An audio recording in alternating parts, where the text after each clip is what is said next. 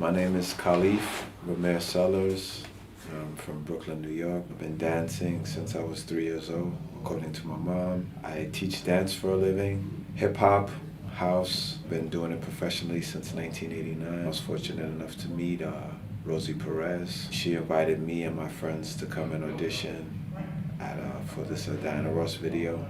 And that basically changed my life. Got me into the industry. I went from a person that was sitting at home watching people on TV to becoming one of those people on TV. I ended up touring, working with various artists such as Crystal Waters, CeCe Peniston, Mariah Carey, Will Smith, Heavy D and the Boys. I work with a lot of artists that some of them I can't remember. I think I've done about 30 music videos, and I've done a couple of movies as well. I travel the world teaching and sharing the love of this dance with the youth. It's a part of my life experience. That's what I grew up doing. I love music, period. A lot of people around the world, they know me for dancing to house. A lot of the hip hop clubs, they were very violent. Most of the club owners couldn't afford to keep these clubs open. A lot of people were losing their lives, so the insurance went up. Eventually they had to close the club. You had these young people cutting, slashing each other, robbing, shooting inside of the establishment. When those clubs closed, we were kind of like forced to find another place to party. And that's how a lot of us found house. Since I'm tall, I was able to act like I was older. I was able to go to clubs like Bentley's, and this was for an older crowd, 25 and older. Some of the bouncers knew that I wasn't old enough, but they still let me in because I dressed the part.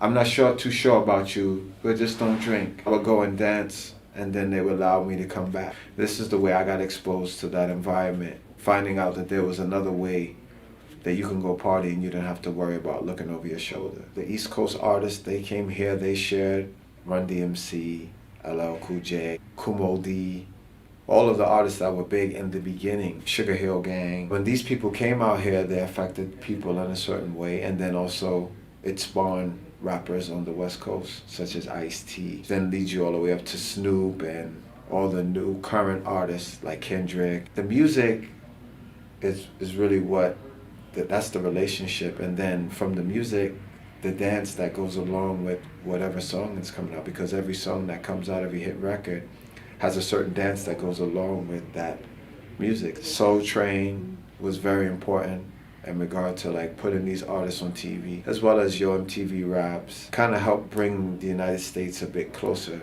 so we can understand what's going on with the West and vice versa. The only similarity that I see is that we all love the music, but we move a lot different from one another. I think it has to do with the vibration you grow up in. New York's vibration is very high. It's a very stressful place. I feel the West Coast is a bit more laid back. They're not gonna feel the music the same exact way we're feeling it, but we're still feeling it.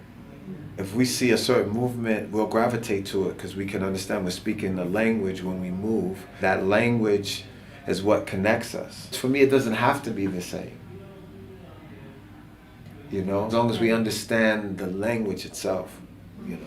For me, it's just great to work in the States. Majority of my work is in Europe, Russia, Asia, South America, Canada. The US is like lagging behind. There's a lot of talented people here, and there's a lot of people that we want to share this with. We want them to know about this because everywhere else this is huge, and they pay top dollar to learn this.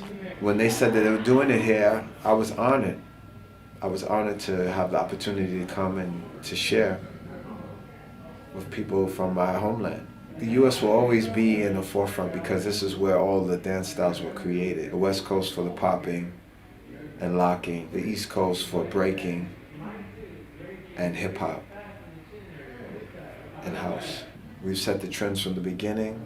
We set the trends all the way up to this present day.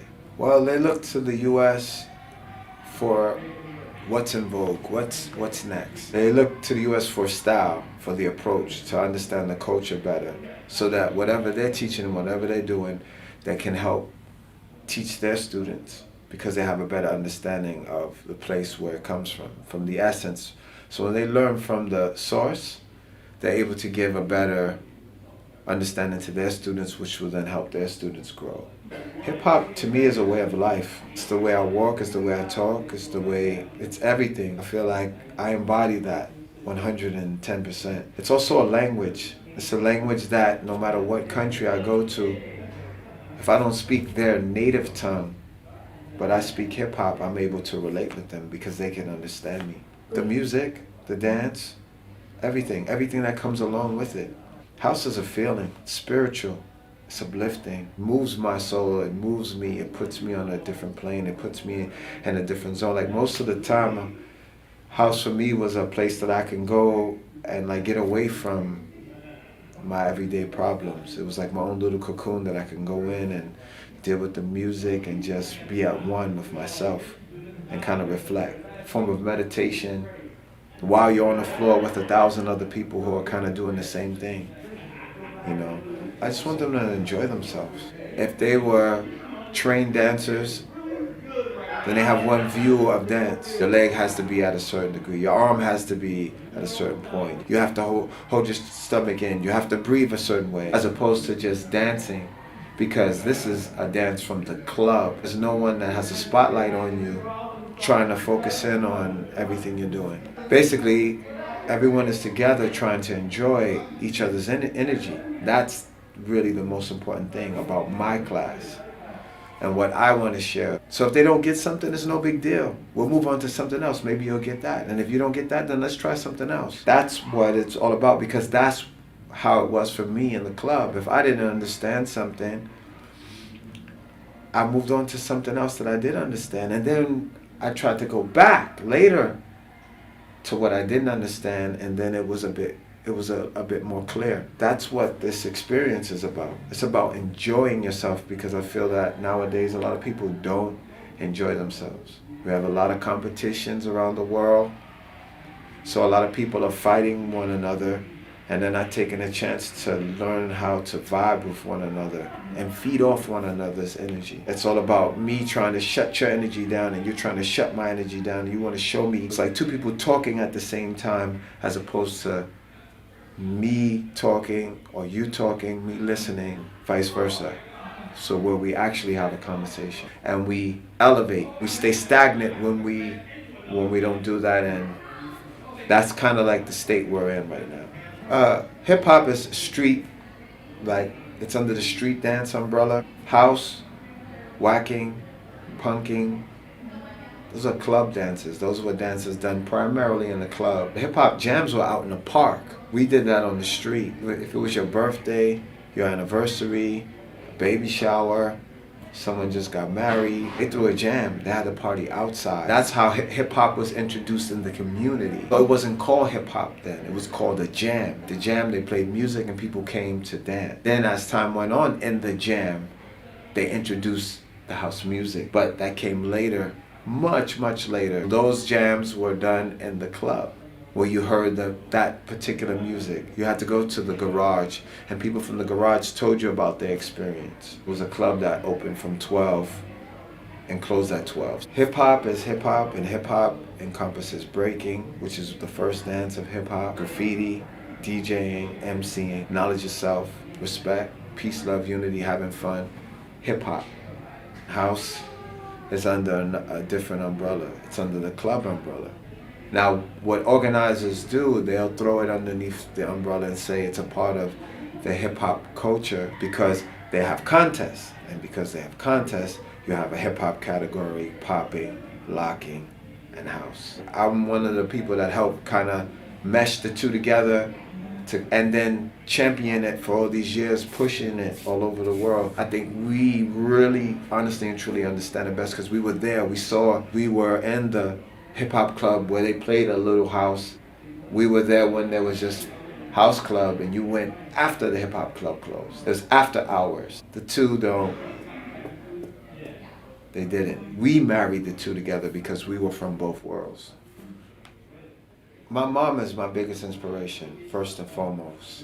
Buddha Stretch and Link and Ejo Wilson were Mop Top before they became Elite Force, and before myself, a brother named Sekou and Justice started Dance Fusion. Before that, we just went to party. We weren't thinking about sharing this with anyone. So we all inspired one another just for the simple fact that we loved what we were doing and people were interested in it. So I guess it was the people themselves, people in Japan, who were the first ones to bring us abroad to to actually share and want to learn it. Seeing how deeply it moved them, that is what inspired us and made us want to continue on. Seeing how they kind of like kept a history of all the things they've learned up until our point. They were very strong in locking and breaking. They were like kind of like an encyclopedia. If you wanted to look back to find out something, you can just go there. There's footage. They were very good at documenting things that they learned. That was inspiring as well. Wow, these people actually keep records of people that they learned, like Tony Gogo, Don Campbell, when Poppin' Pete and Skeeter Rabbit came. They have all of that footage. These things for me are very important. It helped push me to say to myself, and also meeting these people, Wiggles, Ken Swift, Fable, Crazy Legs, they also inspired me. Working with Pete, working with Sugar Pop inspired me. God bless the dead, Greg Campbell Jr. Meeting them, seeing them, hearing their stories, Boogaloo Sam. This is the reason why I guess we continue. Hearing Pop Tart's story, inspiring.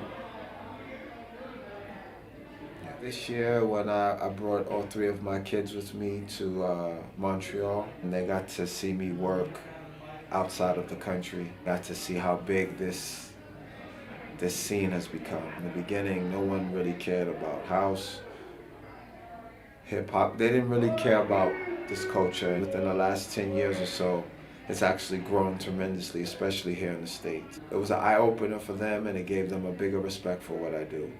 It was an honor to share with them. And sometimes my mom, she also accompanied me as well. Seeing her, seeing the smile on her face, seeing how proud she is of me, that makes me really happy. No, I would just say that my overall goal is just to keep this alive. For as long as I'm alive, I just want to keep it alive. I want to keep the spirit alive, share the love of the dance with the people. Let them know that they have to, in turn, pass on the love. They have to pay it forward and pass on the love to someone else. This dance is not about hate. Hate has no place in this realm.